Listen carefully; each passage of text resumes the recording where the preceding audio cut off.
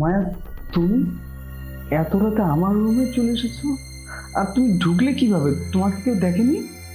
কেন? আমি কি তোমার রুমে আসতে পারি না?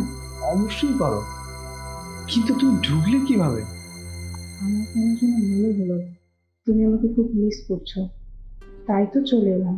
তুমি একদম ঠিক ধরেছো, আমি তোমাকে খুব মিস করছিলাম। এই জন্যই তো আমি চলে এলাম। আর আমি এটাও বুঝতে পারছি তুমি আমাকে কিছু একটা বলতে চাও। আচ্ছা, তুমি কিভাবে বুঝলে? তুমি যা ভাবো আমি তা শুনতে পাই। তাই? হুম। আচ্ছা, বলো তো, আমি এখন ঠিক কি ভাবছি? তুমি ভাবছো কাল সকালে তুমি আমাকে প্রপোজ করবে।